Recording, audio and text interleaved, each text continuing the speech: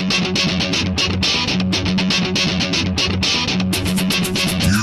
are listening to Para X.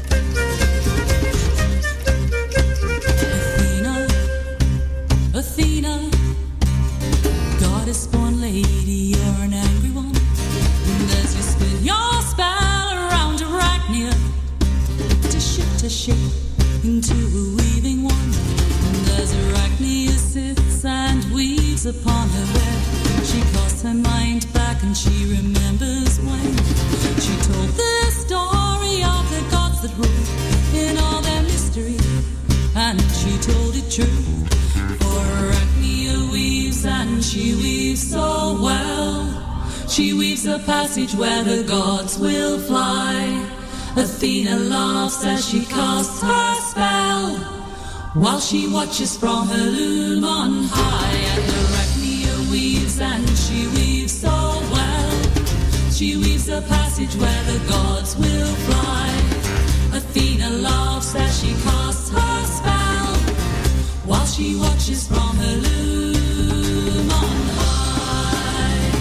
Loom on high. Loom on high.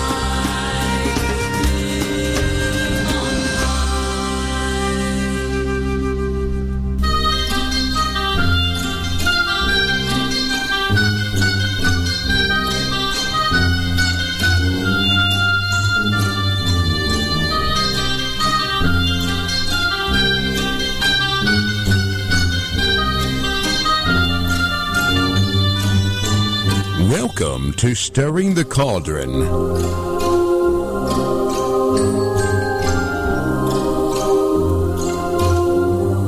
Now, here's your host, Marla Brooks. Hey, Merry Meet everybody, and welcome to Stirring the Cauldron here on the Para-X Radio Network. Tonight, author, occultist, and wise woman Judika is my guest, and we're going to be talking about witches in general and her book, The Weiser Field Guide to Witches in particular. Now, this is a book that is a veritable who's who of witchery, from hexes to Hermione Granger, from Salem to the Land of Oz, and everything in between. And if you ever wondered what a witch is, how to recognize one, wonder if you possibly are one, this is just a must that you need to get on your bookshelf or in your Kindles. Now, Judika has been a student of the magical arts since childhood and is the author of many, many books on a number of related topics, including Pure Magic, the Encyclopedia of 5,000 Spells, Magic When You Need It, and the Element Encyclopedia of Witchcraft. So let's get started. Judika, welcome back to the show. I'm really happy to be here, Marla. It beats being at a lot of other places. True, I'll agree with you there, but maybe not by much. No. You just never know. I'm bored that the two of us could, we could just sit at a table and have like a tape recorder rolling, and we would have a great show. Yes, that would absolutely be true. Preferably in the sunshine. Well, I could fulfill my half on that. But I'm not going to go there. I'm not even going to say how my jasmine all of a sudden is in bloom, and I picked jasmine, and my whole room smells like jasmine. I'm so thrilled. That's like my favorite flower. That is the smell of Los Angeles. Is it? When I moved out there, we'd be out at night. Uh-huh. And I'd smell this fragrance, and I couldn't identify what it was first. And then I realized it was the jasmine, and so that to me is the scent that identifies Los Angeles. I'm sending a little your way. Oh, thank you. It's a nice little pick-me-up thing, and with this cold, I can still smell it, but not really. So I grabbed as much in as I could, just probably because tomorrow I won't be able to smell any of it. But anyway, yeah, so it's a good night here, and I hope things are well for people on the East Coast and in the South. And yeah, it's tough. It's really tough. Stay inside if you can. Yeah. Stay inside, stay warm, and if you can, yeah. Use little protective bubbles to keep you going, because that's always a good thing. All right, so what exactly is a field guide? Technically, a field guide, and I didn't name the book, I have to tell you, because this is the Field Guide to Witches, and I wrote another one under an alias, the Field Guide to the Paranormal, are two books in a series. There's Weiser Books has a Field Guide series.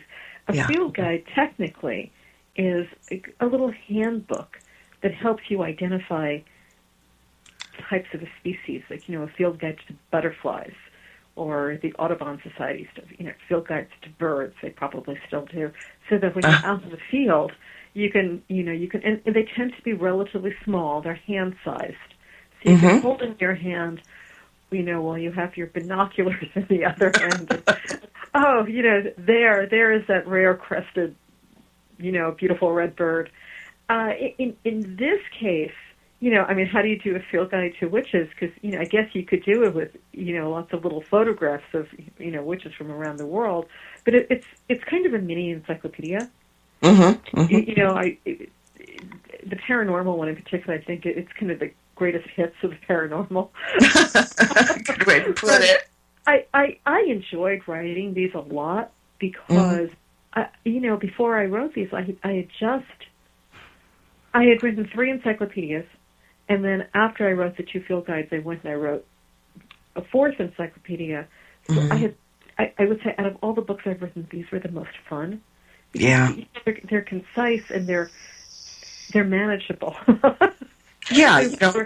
We were joking before we got in the air. We were discussing the show this afternoon. This afternoon we were discussing the show, and I was telling Marla that the Element Encyclopedia of Witchcraft, which is my encyclopedia of witchcraft, I know what I wrote, but I'm not 100% sure what's actually in the book, because between all the editing and the removing and the putting back, I'm not sure what's in there. But I know everything in the field guides. I can handle that.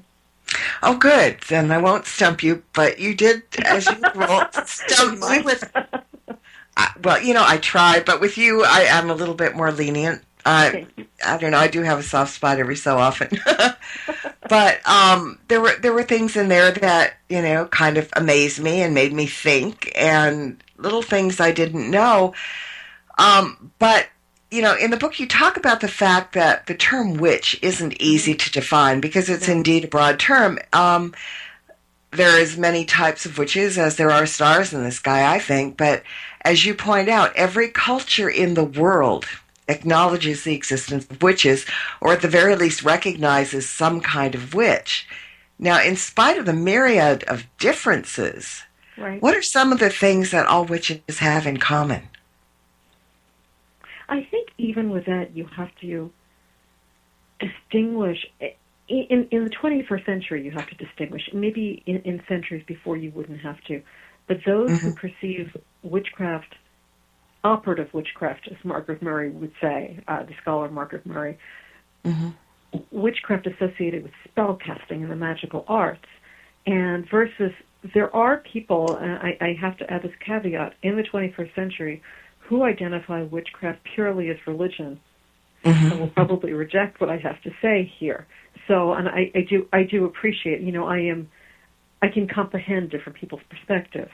Right. But I think the bottom line, the most primal definition of witch, and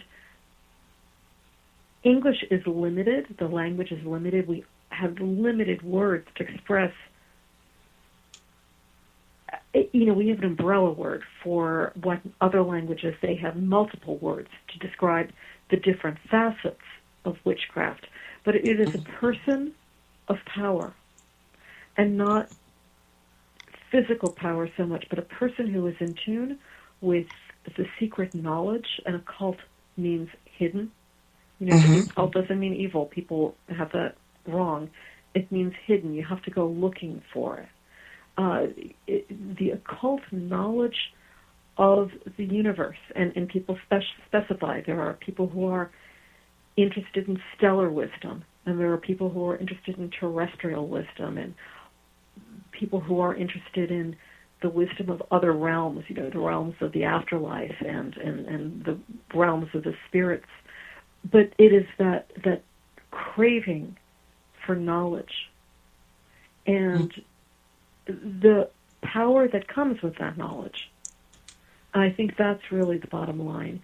There is an independent spirit to witches, which I think is also the bottom line of why witches have such a bad reputation. It's not because if you look at the history of the world, if you look at, the dictators and the warlords and religious fanatics, how can you describe, witches in general are not people who want to impose themselves on others. They just want their knowledge. They want to have a good life now for themselves, but they're not necessarily, if you look at the history of power-hungry people, relatively few of them have occult leanings. But witches tend not to be obedient, and I think that's what gets us in trouble. We like to think for ourselves. We want to, we don't like when somebody says you can't read this book. The first thing I want to do is read it. Yeah. There was a post. I read a post on someone's Facebook page.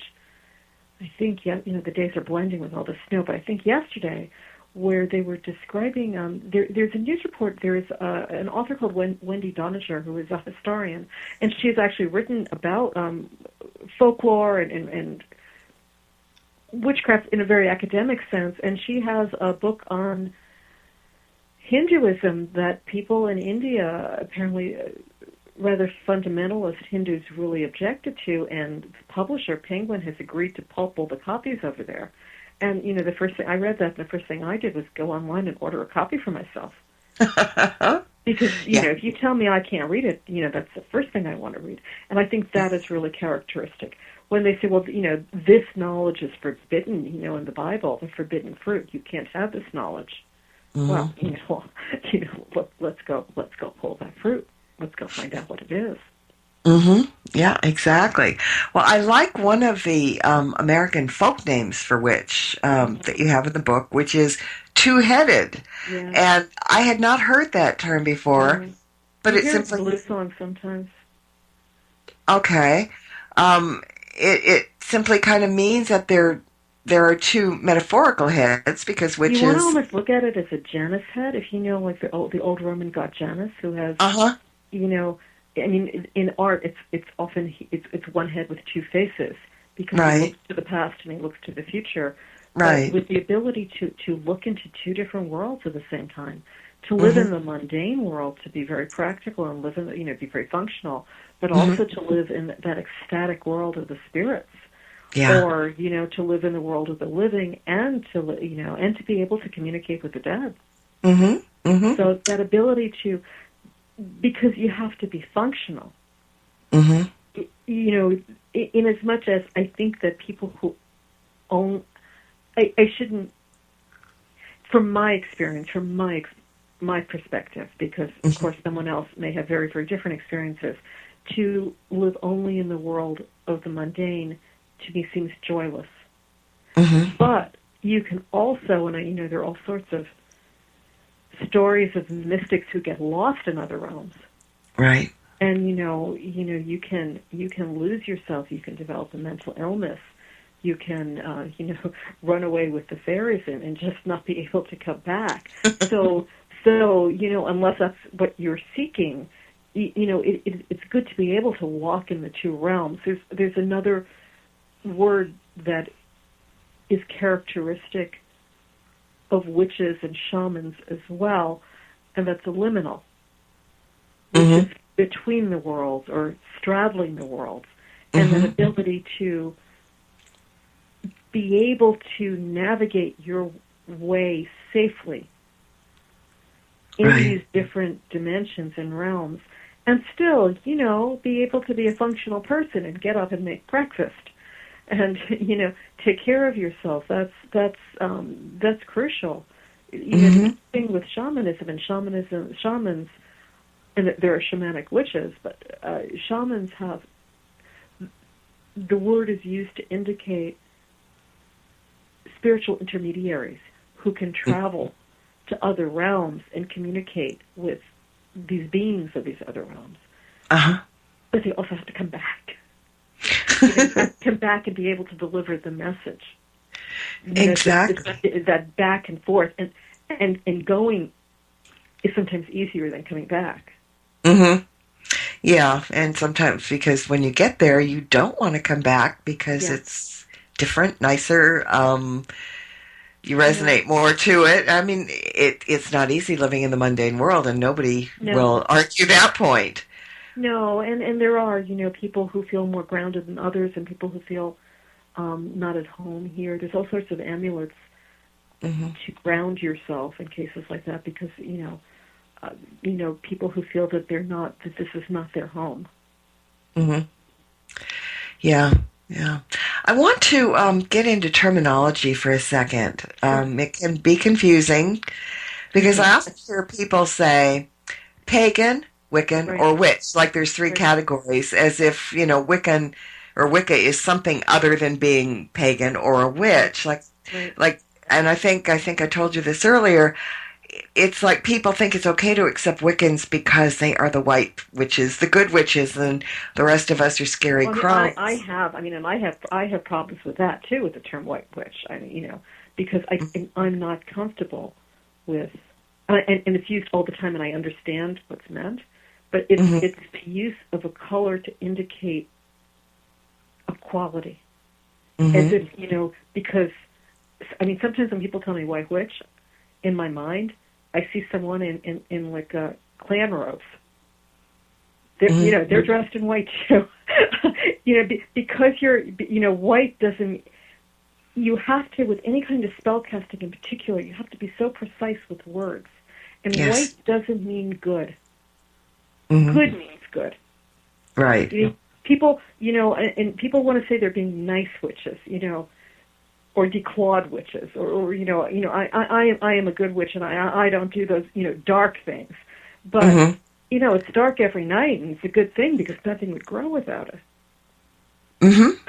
So, that carefulness with terminology, and it's so hard, as you were saying, with words like Wicca, Wiccan, witch, pagan, because there's a carelessness with which we use them.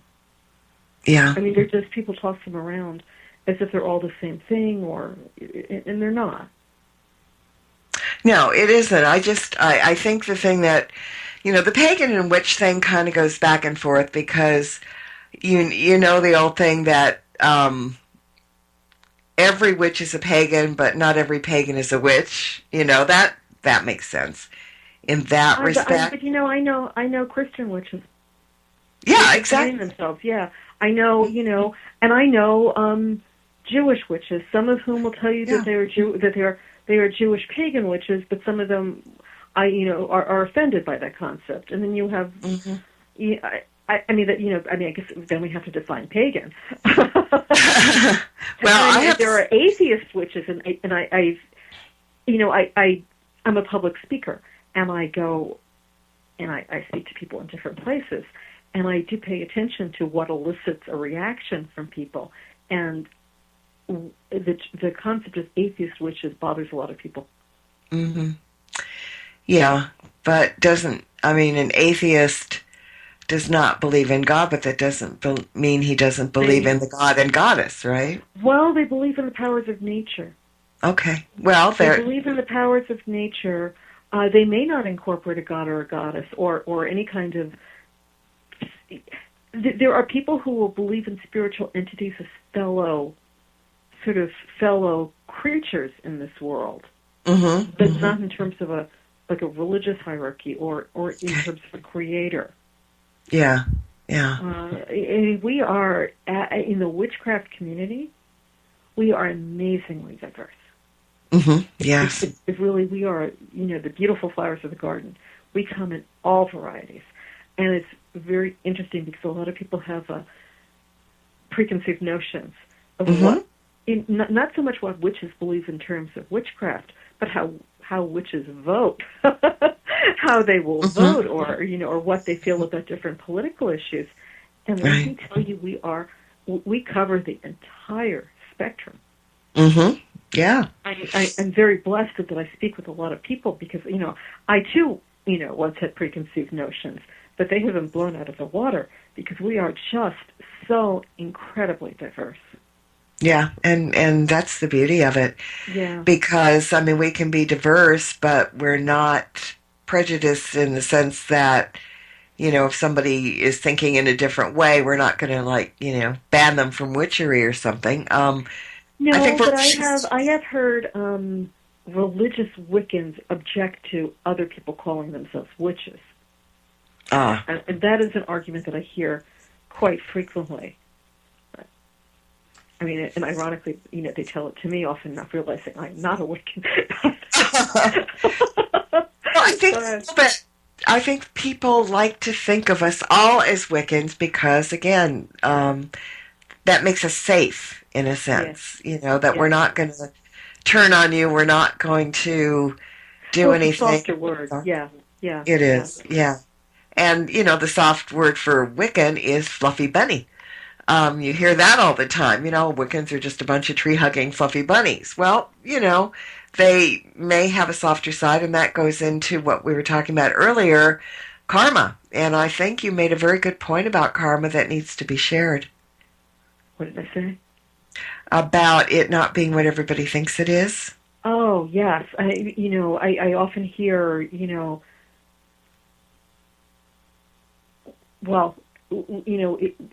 people often use it as the loophole for the Wiccan Rede. And the Wiccan Rede is, for those who are unfamiliar, do what thou will, if it harm none. And, what do you do when, somebody is, at your door with a gun? Do you defend yourself aggressively? And Mm-hmm. and the answer that many people would say, or maybe not even as dramatically, but somebody breaks your window, and you react aggressively. And the loophole I often heard is, well, karma got them, but that's not karma.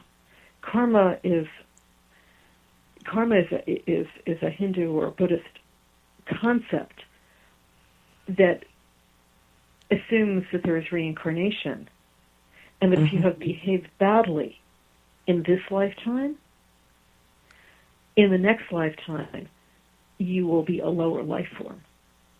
Mm-hmm. But it doesn't mean you're necessarily going to be punished right now, or it doesn't mean that each of us as individuals has the right to be the bringer of karma, so to speak. Right. Karma is a natural force. I see, I probably said it better when we were speaking this afternoon. But it's a natural force. It's a natural law of the universe, and it's literally what you reap, you shall sow. I have carried one on my mind with the sows, but if you behave well, then you will eventually sort of move up on on the scale of incarnations. You'll have better luck, I guess. You'll be a powerful man. But if you behave badly, then maybe in your next lifetime you'll be a cockroach and people will step on you. Mm-hmm. So, but that's not, people. We'll talk about karma being a bitch, and or something. I hope karma gets him. Presumably karma will, but not necessarily in front of our eyes. Right. Probably rarely. Or it's not an excuse. You can't say, he was a bad person, so I did whatever in response, and that was karma. Mm-hmm. Yeah, you can't be karma. You are not. Yeah, exactly. Yeah, exactly.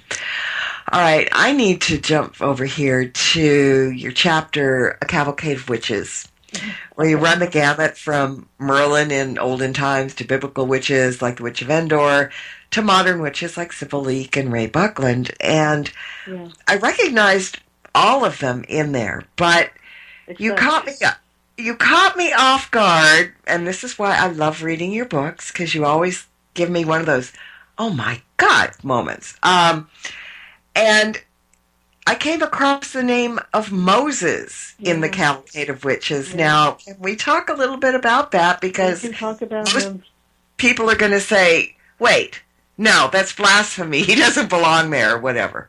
Well, they haven't read Zora and Neil Hurston, who, described him as he's like a hoodoo doctor, and Henri Garmache, who wrote, these wonderful candle working books, who describes him as the great voodoo man of the Bible. But if you read Moses, and people assume that the Bible, specifically the Old Testament, is a magic, unfriendly book. Or books, because of course the Old Testament is the 5 books of Moses, right?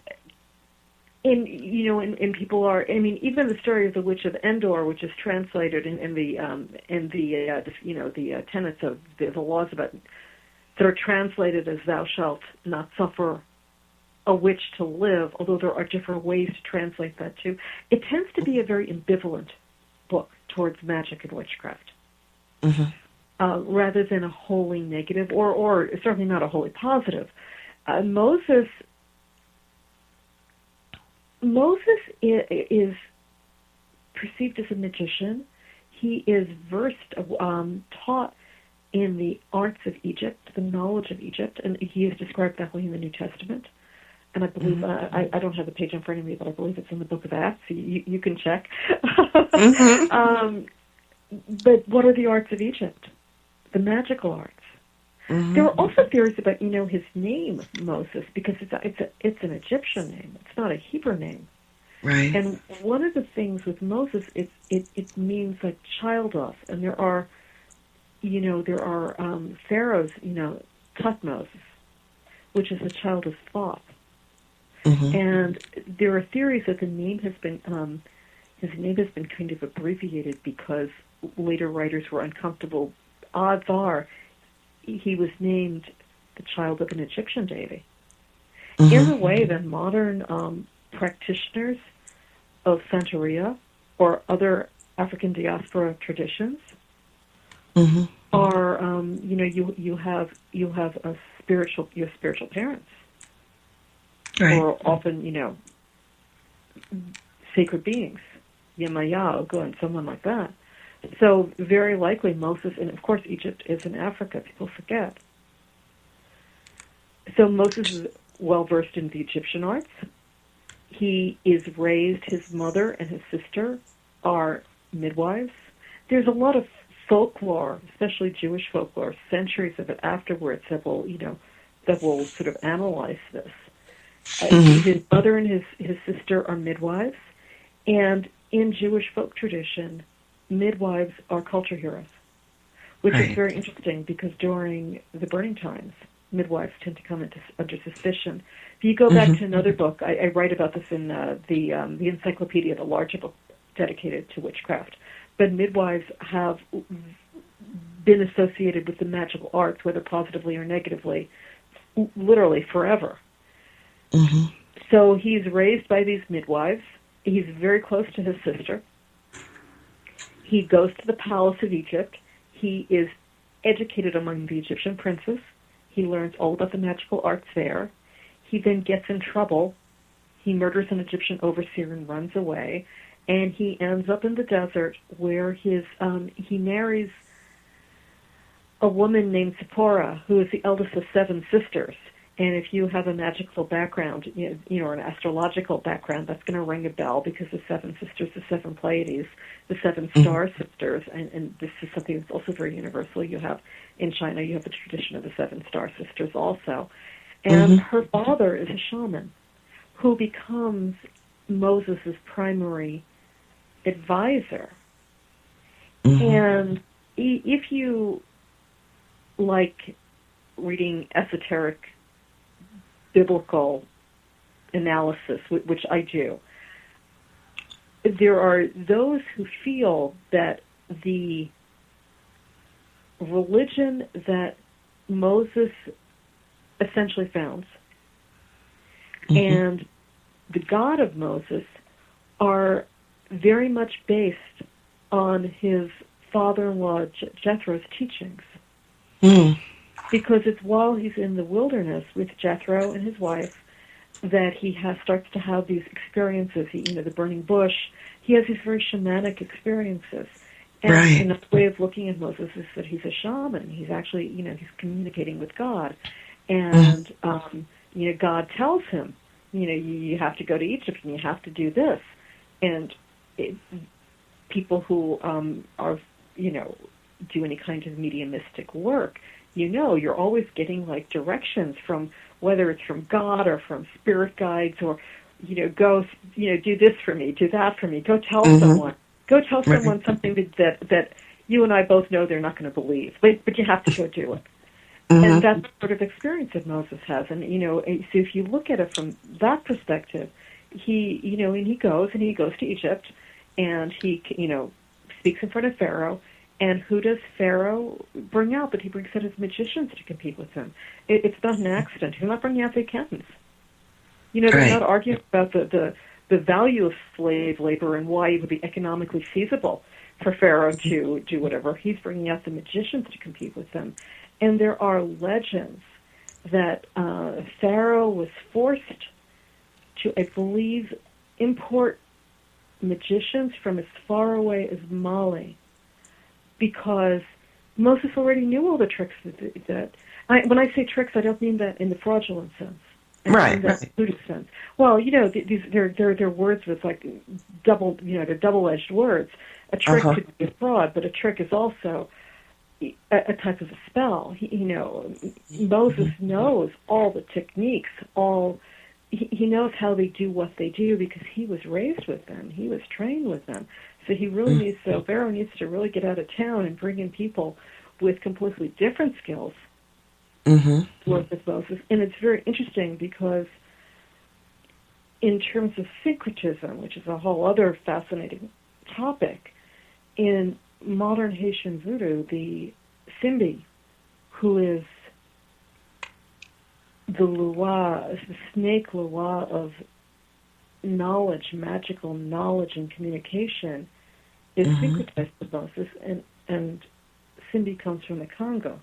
So I always like to think of him as, one of the magicians who was brought in and has essentially merged with Moses now. And Moses has this tremendous snake symbolism. Moses creates the brazen serpent that is then in the temple for, in and out of in the temple for centuries until it's destroyed, because it's become later identified with idolatry. And,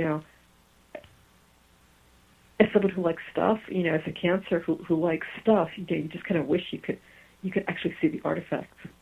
Yeah. All these things that, somebody else destroyed because they thought you couldn't, other people shouldn't be able to have contact with them or see them. And that's, I think, a characteristic of witches. I don't like when people destroy stuff. I want to see it for myself. Yeah, exactly.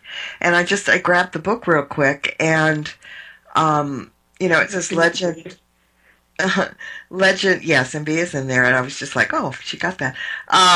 That legend suggests that when Moses was given the Ten Commandments and Torah on Mount Sinai, he was also given additional information, magical information, not intended for common knowledge, and this secret knowledge was passed down orally from magician to magician, starting with him. So, in classical terms, this will become the Kabbalah, right? And this will become the Kabbalah, and this will become fragments of this will allegedly turn up in books like, the 6th and 7th books of Moses. All these, the Sword of Moses, all these different grimoires.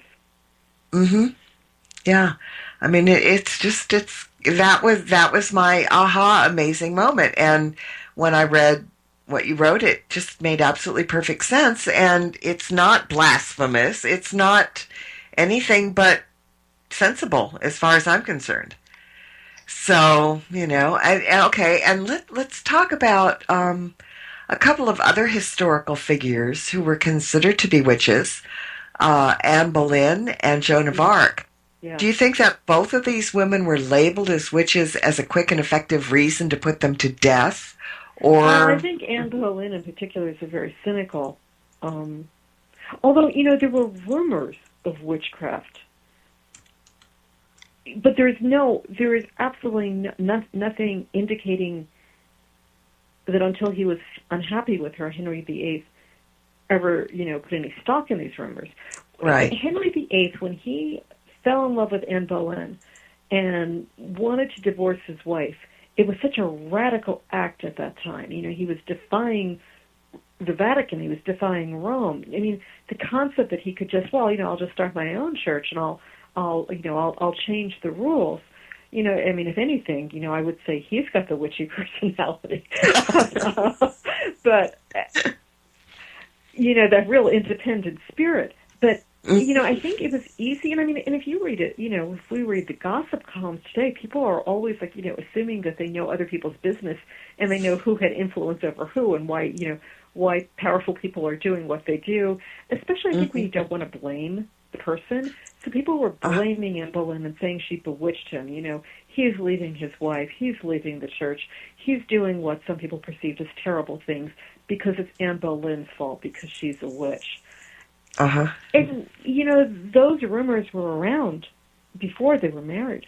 It was a long, you can watch The Tudors, which right. is, not exactly historical, but it'll give you close enough. Concept. Yeah. It wasn't an overnight process. It took a while for him to first get the notion that he could annul the marriage to Catherine and marry Anne. At that point, there's nothing indicating that he thought she was a witch. It's only when she doesn't give him the son he wants. And it's not what she was tried for. Ultimately she's executed because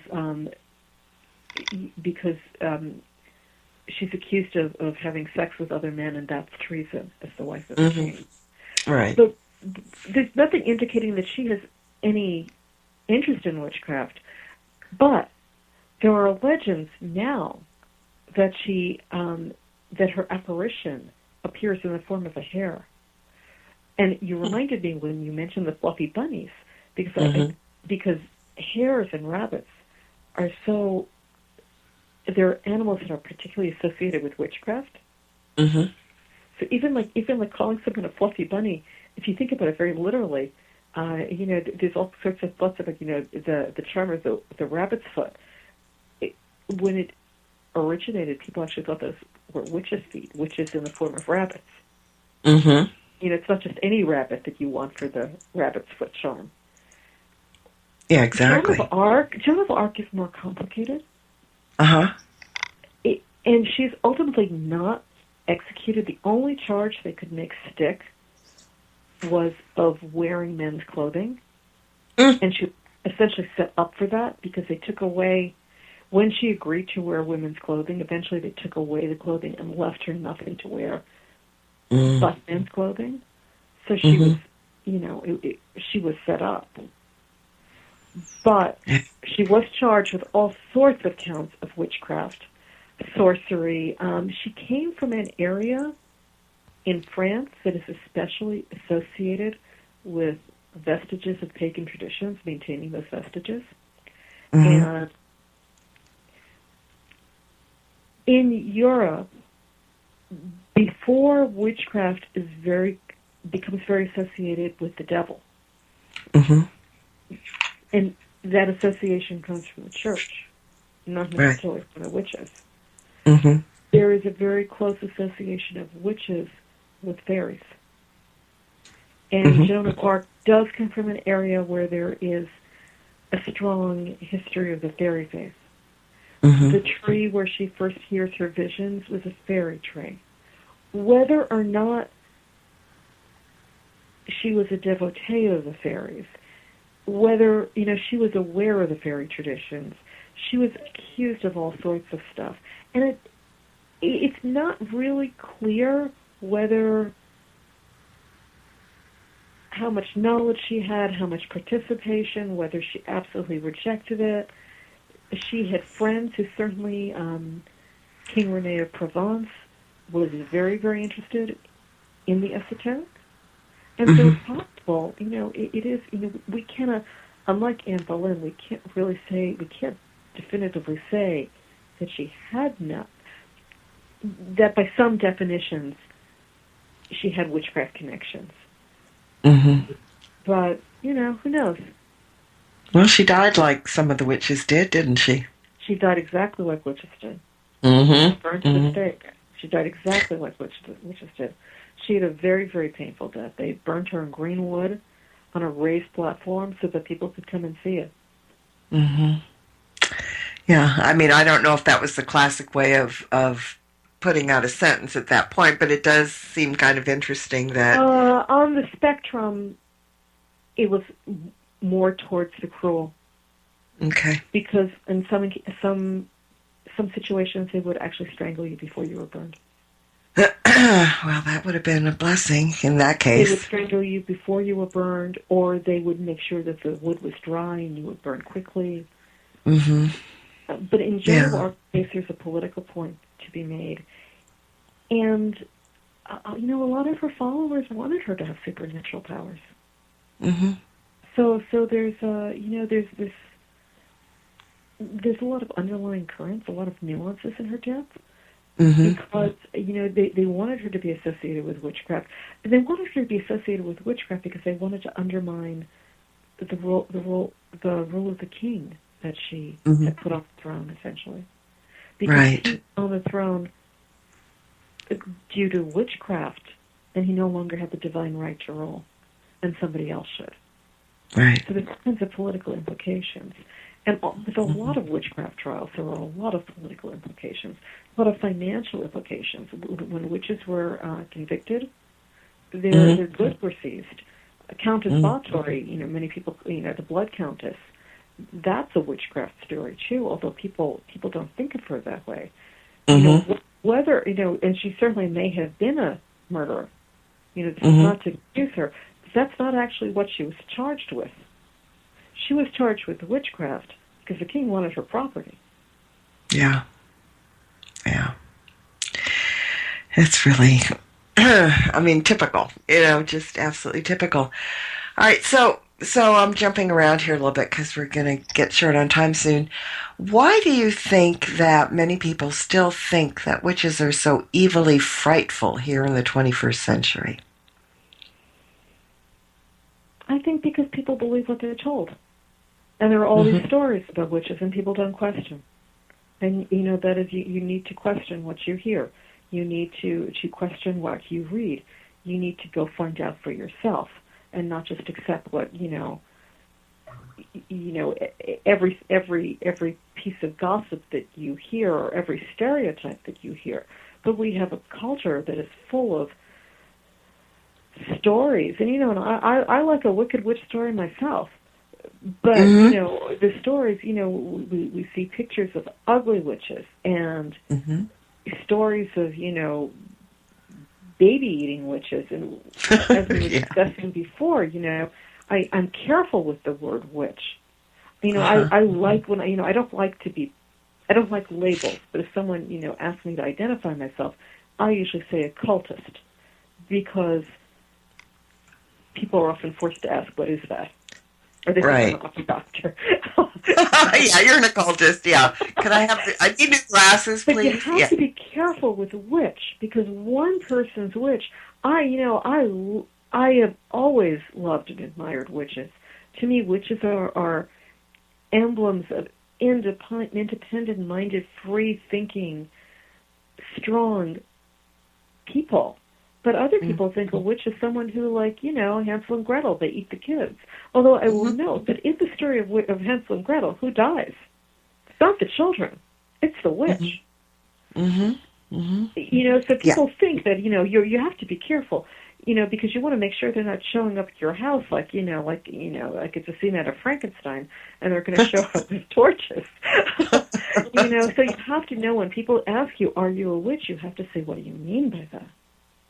How are you defining that? Right. So because people, the Wicked Witch, and I love the novel Wicked because, really to question, why is she wicked? Why do people call her, you really, that is, I think the bottom line of witchcraft is it teaches you to be independent and to be a questing person who is not quick to accept just knowledge that you're just, expected to swallow and regurgitate and repeat. Yeah, I mean, we go seeking information as well as information that's already out there. It's really important to analyze, to consider words, and to really consider what you're learning and what you're hearing. Yeah, exactly. Now, I got a question from chat that I want to get in there. She wants to know the thoughts from either of us on the self-proclaimed hereditary witches. She said she's gotten the sense that at least one seems to believe that a pure blood sort of thing is somehow better than the others. And I know you do talk about this in the book. Well, I mean, there are traditions of fascist witches too. There are people. It's not necessarily witches are not necessarily egalitarian. So, there are people who are convinced that there are people who will be convinced that they are better or purer for all people than other people for all sorts of reasons, and they're made very. Psychic ability or magical ability may be genetic. I'm not talking about a lineage now, but I mean, and you will see it in families often. Yeah. So I mean, I my mother is an amazing dreamer. And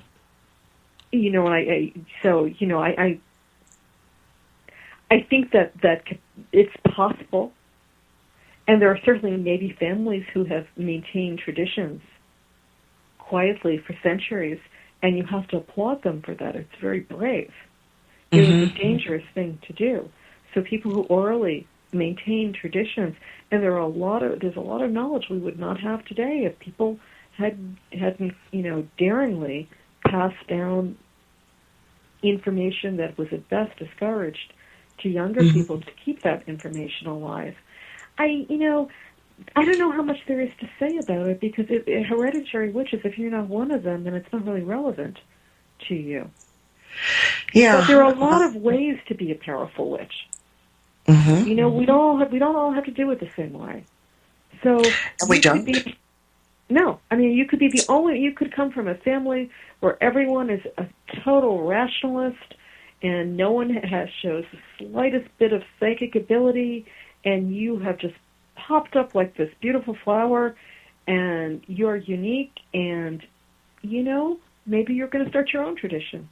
It doesn't make you less powerful in your way. We all have our own individual powers.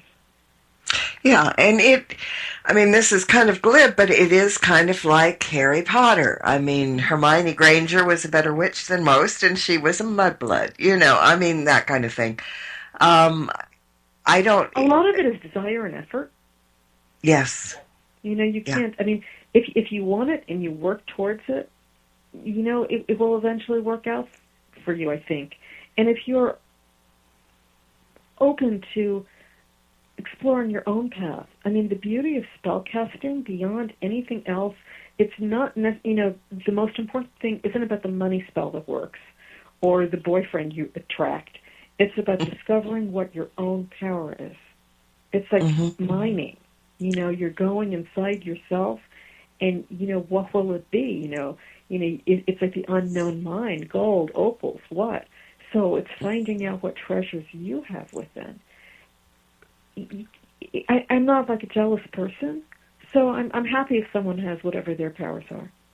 Mm-hmm. So it's lovely. If someone comes to me, as far as being snobby, well, what are you going to do? There are people like that. Yeah, I just think that it's one of those things that you either are or you aren't, and you will probably put it to use if you know that you are. That's why sometimes people will just kind of go off on a tangent about different things, and I don't know, it's such a big concept. It's such a large subject with so many different facets to it that there is no right or wrong. There is no good and bad. There is no she is, she isn't, that kind of thing. It just is. I mean, that, the simplest of terms, it just is. Yeah. And whether you have it in the family or you don't, you draw upon yourself. And you'll admit probably as readily as anybody else that being an occultist, a witch, a magical person, it's a whole different sensibility than being in the mundane world and completely gray, black and white, no gray areas. And so it's a feeling, it's like people that know that they must have lived, back in medieval times or something, because they will see something from that era in a movie or TV, and they can relate to that. And I think that's kind of the same thing in determining where this witchery came from, or something. There's all sorts of theories. I mean, there's a theory of the witch blood, and witches having witches being the descendants of either a combination of humans and extraterrestrials, or humans and the rebel angels. Who may or may not be the same as the extraterrestrials. and maybe, I mean, I think that's something that has to resonate with you or not. You're either going to think, wow, that's absolutely, the most bogus thing I've ever heard, that's ridiculous, or you're going to say, oh, yes, that's why, that's me. And who's to say? It has to resonate within you. You want to, we were speaking at the beginning of the show about being functional. And that's really, I think very crucial to know that, if you are a functional person, you certainly can have. I have seen and experienced things that other people would say, well, you must be crazy. But I mean, I can tell you I'm absolutely not a crazy person. So I don't judge other people when they tell me these, experiences that I have not had. But, I'm willing to believe that other people have experiences that are absolutely amazing and, borderline unbelievable, but, I can go with that. Exactly. I've had my own, and I know other people who've had these very, life is complicated. Mm-hmm. Life is complicated and mysterious, and if you start to delve into these magical arts, the doors just open and the world becomes bigger. Mm-hmm. And, the scope of experiences just expands incredibly. Yeah, it's almost something you can't even describe, I think the thing with hereditary witchcraft, and I don't know if this is where the question was going, I think that some people make other people feel bad. I'm a hereditary witch and you're not. Mm-hmm. But, and that's true. Maybe some people are hereditary witches and others are not, and we all have our experiences. We don't have to lust after other people's experiences. No, we have our own strengths and weaknesses, and be proud of the strengths. There are people who will make you feel bad because you're not tall enough or thin enough, or you're not, your hair doesn't look like this, or your skin doesn't look like this. And I think there are people who will use their witchcraft credentials to make other people feel bad, but that's not about the witchcraft. That's about the desire to, put somebody down. To express superiority over others. Yeah. Well, it's time to hop on our brooms because it is time to fly. But before we go, where can people find out more about you, your books, and anything else you might be up to these days? You can find my books and me on my website, and it's myname.com, so www.judikaillis, JUDIKAILLES.com, SXAM.com, and I'm all over the web, Twitter, Facebook. If you write to me, I will eventually answer, but I'm slow. And I haven't even buckled down and really, really started working on the next book, which I'm like on the verge of doing, and then I'll be even slower. But I am so happy and honored and proud to belong to this community, and I'm happy to hear from people. Good. Well, I want to thank you so much for joining me tonight, and I want to thank everybody for listening in as well. And please stay tuned for Happy Mediums with Lily Alley and Deborah Freeman, and they're going to be talking about Mercury retrograde tonight with their guest. Say hi to Lily for me. She says she loves you. I love her too. And coming up, they'll be coming up right after this. So stay put, and until next time, everyone, blessed be, and merry meet again. Good night. This has been another edition of Stirring the Cauldron with Martha Brooks. Be sure to tune in next week at the same time for another great guest and more cauldron stirring. Any rebroadcast or use of this program without explicit permission is strictly prohibited. Copyright 2013. Moonlight Hall by Kevin MacLeod, licensed through Incompetech.com.